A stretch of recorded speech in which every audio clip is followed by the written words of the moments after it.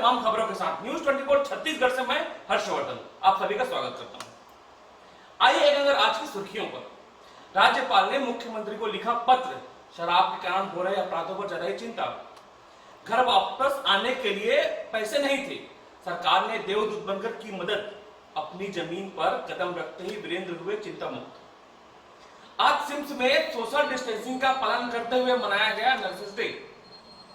श्री अजीत जोगी प्रथम मुख्यमंत्री छत्तीसगढ़ का, श्री नारायण हॉस्पिटल द्वारा जारी बुलेटिन।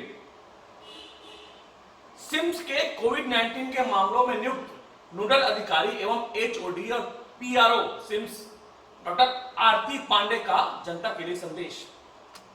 अब खबरें विस्तार से।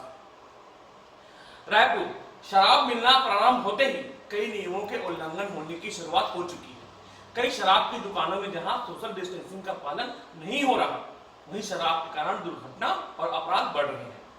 राज्यपाल सुश्री अनुसुईया उइके ने मुख्यमंत्री श्री भूपेश बघेल को लॉकडाउन के दौरान शराब के सेवन से हो रहे अपराधों पर नियंत्रण करने के संबंध में पत्र लिखा है।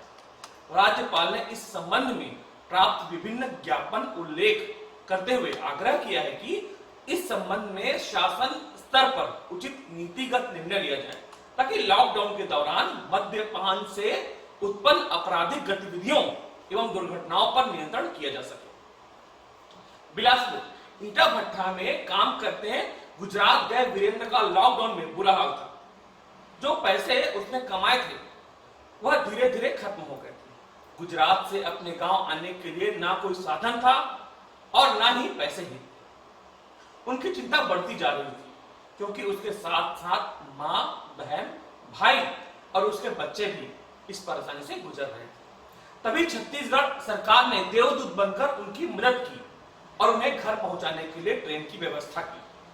यह कहना है मस्तूरी विकास खंड के ग्राम डगनिया के श्री वीरेंद्र पाटले का, जो आज अहमदाबाद से बिलासपुर स्पेशल श्रमिक ट्रेन से बिलासपुर पहुंचे। बिलासपुर, जिस प्रकार किसी भी हॉस्पिटल में डॉक्टर का काम बिना नर्सेस के सहयोग के पूरा नहीं हो सकता, अतः डॉक्टर के बिना जैसे हॉस्पिटल अधूरा है, वैसे ही नर्स भी हॉस्पिटल का एक महत्वपूर्ण अंग है। नर्सेस डे बड़ी ही सादगी से मनाया गया। वैसे तो यह दिन WHO के निर्देशानुसार आज के दिन को नर्सेस डे के नाम से जाना जाता है और इस दिन को सभी नर्सेस बड़ी ही धूमधाम से मनाते आ रहे हैं। लेकिन वर्तमान परिस्थितियों को देखते हुए तथा कोविड-19 में प्रकोप से फैली महामारी के कारण इस आयोजन को भव्य रूप न देकर साधारण रूप से तथा सोशल डिस्टेंसिंग का पालन करते हुए मनाया गया। रायपुर, आज 12 मई को श्री नारायण हॉस्पिटल द्वारा शाम 6:30 बजे जारी मेडिकल बुलेटिन के अनुसार श्री अजीत जोगी प्रथम मुख्यमंत्री छत्तीसगढ़ की स्थिति अभी भी बेहद गंभीर बनी हुई। उनका हृदय, ब्लड प्रेशर और यूरिन आउटपुट नियंत्रित है। उन्हें वेंटिलेटर के माध्यम से सांस दी जा रही है। मेडिकल प्रोटोकॉल के तहत उपचार जारी है और डॉक्टरों द्वारा उनके दिमाग को क्रियाशील करने का पूरा प्रयास किया जा रहा है। ऑडियो थेरेपी द्वारा भी उनके पसंदीदा गाने उन्हें कान में सुनाकर उनके मस्तिष्क को जागृत करने की कोशिश चल रही है। आज अंतरराष्ट्रीय नर्सेस दिवस के मौके पर श्री नारायण हॉस्पिटल के नर्सिंग स्टाफ द्वारा अस्पताल में एक प्रार्थना सभा आयोजित करके श्री अजीत जोगी के शीघ्र स्वस्थ लाभ और उनके मस्तिष्क को एक्टिवेट करके उन्हें इस खतरे से बाहर निकालने की परम पिता परमेश्वर से प्रार्थना की गई।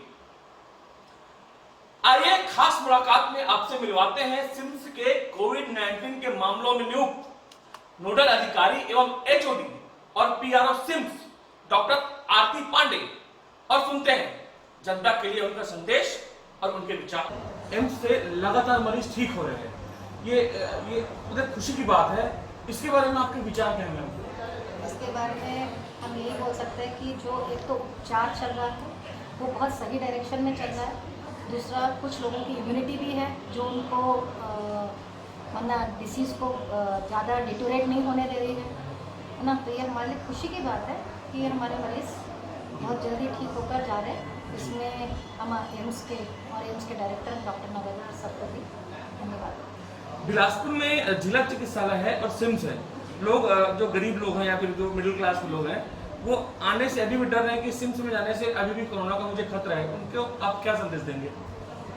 देखिए, ये थोड़ा सा क्वेश्चन मतलब प्रॉपर नहीं है। जी। आप अगर गायनिक वार्ड में चले जाए, गायनिक डिपार्टमेंट में, तो पूरा हमारा गायनिक डिपार्टमेंट लबालब भरा हुआ है, क्योंकि उनको ज़रूरत जी।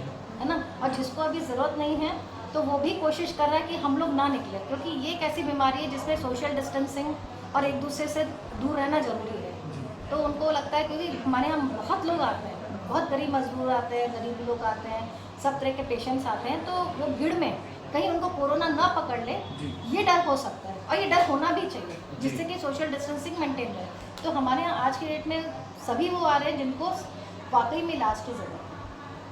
लोकल मार्केट में, मेडिकल स्टोर्स में सर्दी खांसी जुकाम की दवाइयाँ बिना प्रिस्क्रिप्शंस के नहीं मिल रही हैं। जी। इसके पीछे क्या रीज़न? ये सरकार का, प्रशासन का बहुत अच्छा कदम है कि ओवर द काउंटर OTC के रूप में कफ कोल्ड फीवर की दवाई ना देना, और जो प्रिस्क्रिप्शन के साथ है उनका पूरा ब्यौरा रखना।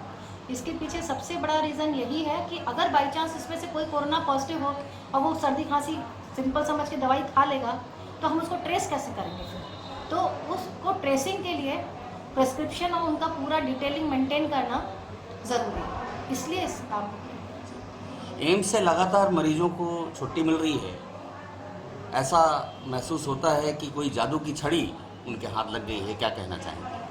मैं ये कह सकती हूँ कि पूरे छत्तीसगढ़ में अपन लोग बहुत लकी हैं कि प्रशासन की व्यवस्था, डॉक्टरों का डेडिकेशन और मरीजों की इम्यूनिटी सब मिला के हमारे यहाँ पे डेथ रेट नहीं है, और मरीजों की ठीक होने की, है ना, संभावनाएं बहुत अच्छी रही हैं।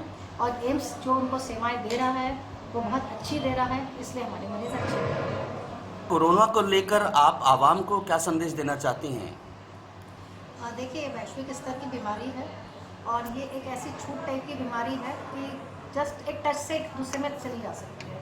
तो बेटर है कि हम सोशल डिस्टेंसिंग का तो पालन करें, साथ में मास्क लगाएं, और हम हर हाल में हमारे जो दोनों हाथ हैं इनको साबुन पानी से जितनी बार धो सकते हैं, क्योंकि इसी टच से ये यहाँ फेस तक जाएगा। अगर हम इसको बचा पाए तो हमारा संक्रमण बहुत हद तक रुक जाता है।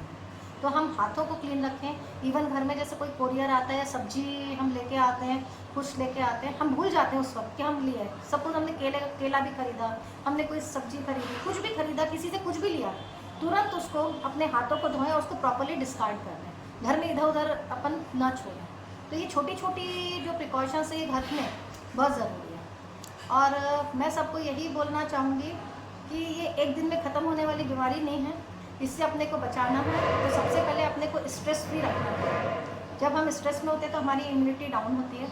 अपना भोजन पानी, जो लॉकडाउन पीरियड है उसमें बहुत ज़्यादा तला भुना मिर्च मसाला, आजकल आपने देखा सब वीडियो अपलोड करते हैं, हमने ये बनाया वो बनाया, वो खाने की बजाय सात्विक भोजन लें, प्रोटीन और आयरन भरपूर भोजन लें, और विटामिन सी का प्रॉपरली यूज़ करें। चाहे नींबू को किसी भी रूप में इस्तेमाल करें। नींबू है, मौसमी है, विटामिन सी के नेचुरल रिसोर्सेज हैं। नहीं तो लिमसी की गोली आती है, उसको चूसें। और सोने से पहले एक आदत बनाएं कि हम गर्म पानी नमक के खूब अच्छे गरारे करें। और अगर हम दूध हल्दी ले सकते हैं, जैसा कि आयुर्वेद बोलता है, वो भी हमको फ़ायदा करता है, वो लें। हम काढ़ा पिएँ जिसमें काली मिर्च है, अदरक है, शहद, नींबू ऐसा पड़ा हुआ जो है, कोई काढ़ा ले लें, जिससे कि हमारा बॉडी में अगर कहीं से कोरोना वायरस आ भी जाए तो हमारी बॉडी का प्रोटेक्शन हो सके।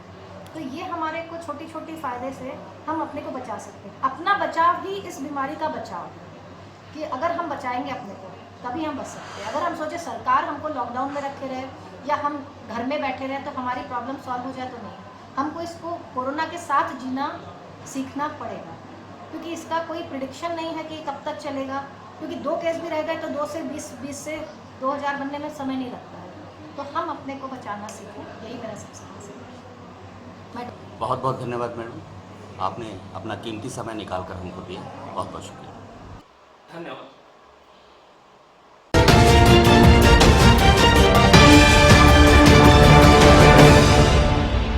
Wear your mask, keep washing your hands, keep sanitizing your hands. Don't go outside otherwise coronavirus will spread and make you fall sick. So stay home, stay safe.